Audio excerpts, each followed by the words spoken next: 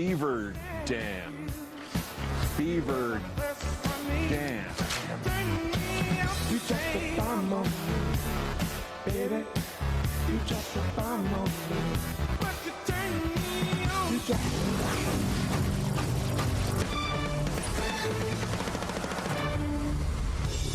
It has been the lights out moment for countless religions and cults. A leader announces he has superpowers and promises on such and such a date to prove it. Day arrives, nothing happens. Leader escapes to Nutley, New Jersey.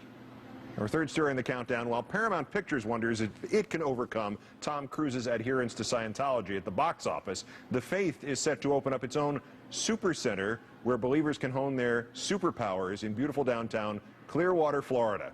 The 57 Perceptics, described by founder L. Ron Hubbard, will be brought out by use of machines including an anti-gravity simulator and something with a gyroscope.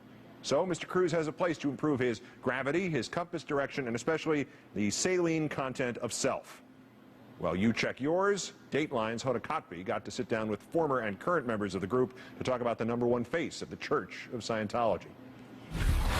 Many celebrities swear by Scientology. There's John, Juliet, Jenna, and Jason, Kirsty, Leah, and Sophia. Not the king, but his wife and daughter, Beck and Bart. Is this a book report or a witch hunt? Well, the actor's doing his voice. And it is no coincidence. We were put under incredible duress, actually, to recruit celebrities. In my mission to find out if Cruise is in control or out of control, I met former Scientologist Karen Presley. She says she used to work full-time at the church's exclusive celebrity center in Hollywood. Her job, she says, recruiting the stars. Was there a list? Actually, there was young actors that were really making it in film at the time. I think were our biggest priorities. Tom Cruise was exactly that. It was 1985 and he was filming Top Gun. He says the church helped cure him of a learning disability. And in recent years, he's out to fix the rest of us, or at least his co-workers. You know, you have to understand in Hollywood, when people need help, they call me. When they're having trouble with something, they call me. Because they know that I'm the type of person that they can depend on. But could Hollywood studios depend on Cruise? Or had his private life blown up his public appeal? Our mission to learn more about him takes us into one of the most personal rituals of Scientology. Clutching these metal rods connected to this machine called an e-meter, Scientologists undergo intense spiritual counseling meant to clear their minds of past traumas and self-defeating behavior. The person drawing it out of them is called an auditor. You've audited, what, dozens of people, hundreds of people? Maybe 1,000. Bruce Hine says he spent 30 years in the church and was an auditor to the stars. He says he sat with them, drawing out their fears, secrets, past indiscretions, and he wrote everything down. When I was auditing celebrities, I would have to write daily how did it go and what was happening with this person and how are they doing.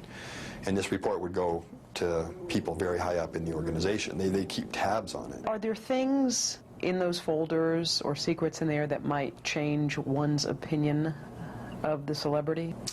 Definitely. Better or worse? Worse. He would not reveal what he learned from the stars, but he told us in 2000 he was sent to audit Cruise's then-wife Nicole Kidman and find out if and why she was losing interest in Scientology. How concerned were the leaders in Scientology that Nicole Kidman wasn't really, showing enough interest in the church? Fairly concerned, as evidenced by the fact that they sent me down there. Why do you think Nicole ultimately left Scientology? She felt it wasn't for her. It wasn't what she wanted to do in life. Do you think she could have remained Mrs. Tom Cruise and not be a Scientologist? In my opinion, no. Their view of life would be so at odds with each other. I don't think that they could have a very meaningful relationship. Mm-hmm. So with Katie, it was court and convert. Are you a Scientologist? Have you looked into it yourself? I have looked into it myself, and I really like it, and I think it's really wonderful. Have you tried any sessions at all, or any auditing or anything like that? Yeah, and it's really, I feel like I'm bettering myself. As she joins the A-list cast of Scientology, my mission was to delve into the world of the church's leading man. I sat down with one of the highest-ranking members of the Church of Scientology. Mike Rinder rarely talks publicly about his most famous church member. I've known Tom for 15 years. I consider him a friend. Do you think he's a good spokesperson for Scientology? I think he's a very good representation of what a Scientologist is. I think he's obviously successful. He's obviously very happy. He does a lot to help other people. He lives an ethical life. But last year, the star was orbiting far from planet Hollywood into the galaxies of Scientology. Many wondered, did he wander off too far? Does the church ever call Tom Cruise and say, you know what, pull back the reins a little? No, I don't think anybody in the world calls Tom Cruise and tells him to pull back the reins. But Tom Cruise and other celebrities do promote Scientology's agenda. Does the church actively recruit celebrities? No. No, the church is open to anybody. No one specifically told, we'd like to get more celebrities because celebrities sort of up the profile of Scientology. We have a list of celebrities. None of that? Absolutely not. Absolutely not. Maybe not, but how many religions have a designated celebrity center? And he confirms that the church keeps confidential files on celebrities and other members of the church who undergo auditing.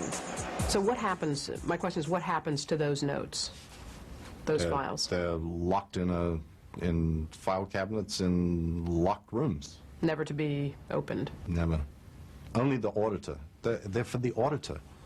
They're not for anybody else. The church says former auditor Bruce Hines never met with Nicole Kidman and should not discuss his work for the church. The church goes on to dispute both his and Karen Pressley's statements and questions their motives. Just because someone says something, particularly a former someone who is, seeking to have their minute of fame by making statements that sound sensational, that doesn't make it true. One thing is for sure, Tom Cruise's behavior over the last year has raised the profile of Scientology. The question is, for better or worse? Do you consider Tom Cruise the church's biggest asset or liability? Oh, come on. Is that a joke question? It's a question. Asset or liability? Tom Cruise is the biggest movie star in the world, and Tom Cruise is a Scientologist. But will Cruise